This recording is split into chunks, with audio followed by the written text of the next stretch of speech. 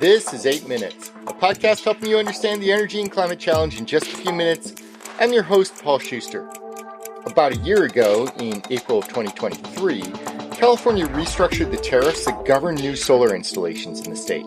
The Net Energy Metering Tariff, known as NEM 3.0, substantially reduces the amount of compensation homeowners get for selling solar power back to the grid, while encouraging investment into additional assets like battery storage or into underserved, disadvantaged communities.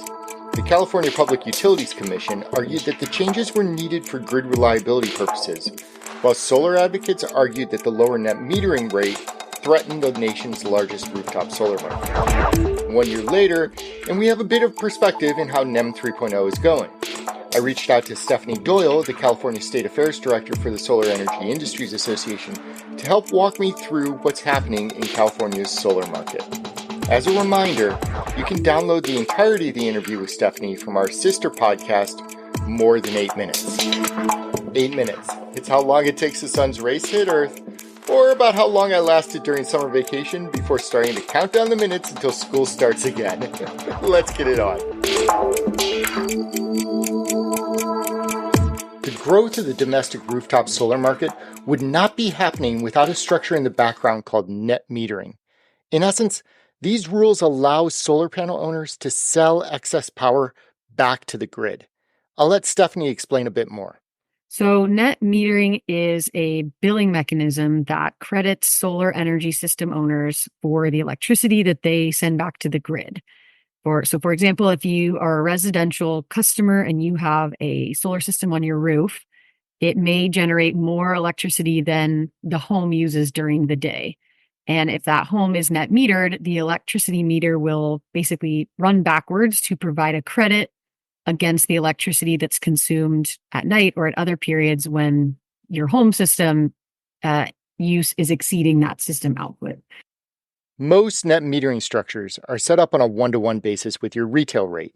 Basically, if you buy power at 20 cents a kilowatt hour, you can sell your excess power back to your utility at 20 cents a kilowatt hour.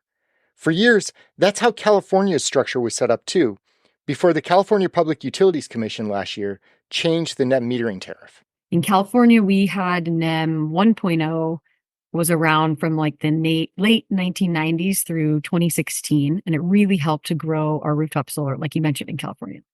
Following that, we had an update in 2016 where we got NEM 2.0, and that incorporated some changes like requiring NEM customers to go on specific time of use rates and to pay some extra non-bypassable charges. And then this most recent change to NEM 3.0, or what it's technically called, which is the Net Billing Tariff. Net Billing Tariff went into effect in April 2023, like you mentioned, and it made changes to the way that those households are compensated for their exports. So as you mentioned, rather than being compensated at that full retail one-for-one rate for their net exports, customers under this new NBT are compensated at the utility's avoided cost for purchasing a comparable amount of electricity.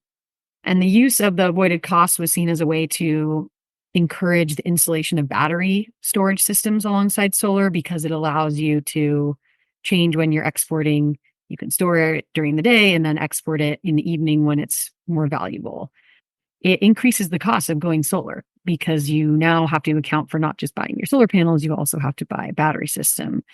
And at the same time, you're getting paid less for your exports. So it's more complicated. It makes it slightly more expensive and you're getting paid less, which is why the controversy came about. The CPUC's ruling slashed the compensation homeowners get from selling their power back to the grid by as much as 75%. And as Stephanie mentioned, the incentives put into place encouraged new battery storage to be installed, raising the upfront cost of these systems altogether. The CPUC was trying to balance a few things. For one, there's so much solar power being generated in California during the middle of the day that, frankly, a lot of that valuable power was being shut off and wasted. By making the compensation for middle of the day power lower and end of the day power higher, the CPUC was attempting to capture more of that renewable power for when it's truly needed. The underlying premise isn't bad per se, but as Stephanie pointed out, The concerns lay more in the implementation of the NEM 3.0 program. Yeah, I think, a lot of the concern from the industry side initially when NBT was rolled out was around how the industry would continue to grow and expand under these pretty big changes that happened fairly quickly. I think, policy changes happen, but it's kind of the pace at which you do that, and allowing industry to adjust to changes. And then in addition, there was also a lot of concern around batteries and how readily available the supply chain was for the amount of batteries that this program was going to be encouraging. And then just in general, there was a lot of concern, not just from the solar industry, but from environmental advocates and plenty of elected officials around how this change would slow down the progress that we've made in California on rooftop solar deployment.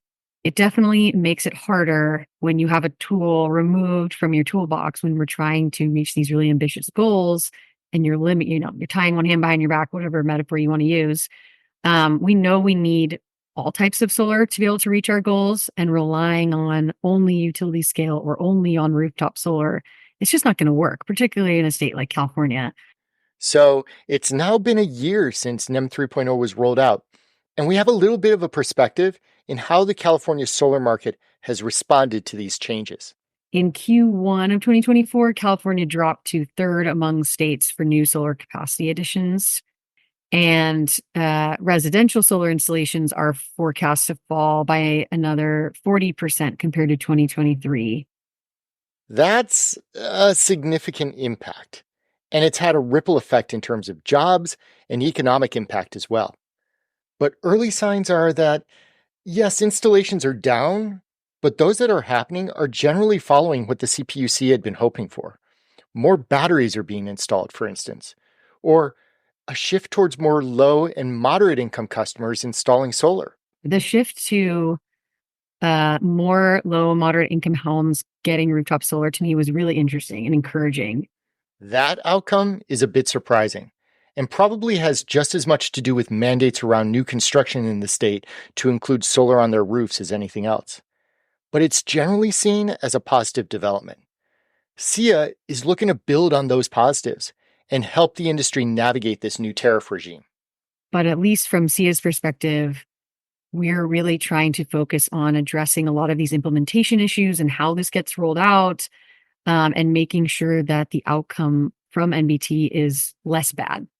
We also really believe we should be looking at other policies to support distributed generation and rooftop solar, like virtual power plants, dynamic pricing, and different types of rates, so that both people who want to go solar and people who already have solar and battery systems can actively participate in our energy system in a way that really helps the grid and lowers their bills at the same time.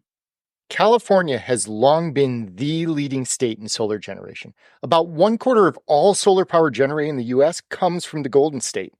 And while the industry is adapting to the ramifications of NEM 3.0, it's not to say that the industry is dead by any means.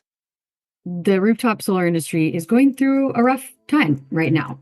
And that is not to say that the industry will not be able to recover. I absolutely think it can. It's an innovative and incredible industry that I'm so lucky to work in. California can't achieve our climate and clean energy goals with one type of solar or one type of renewable energy alone. We really need a mix of utility scale, community scale, rooftop, in order to successfully and affordably meet our California energy needs. NEM 3.0 is a bit of a hiccup in the growth of the California solar market, a structure that maybe had to come about because of the wild success of solar in the state already. As Stephanie says, though, the industry is anything but dead. It continues to adapt and evolve, just experiencing some of the growing pains that comes with that early success. I'm Paul Schuster, and this has been your 8 Minutes.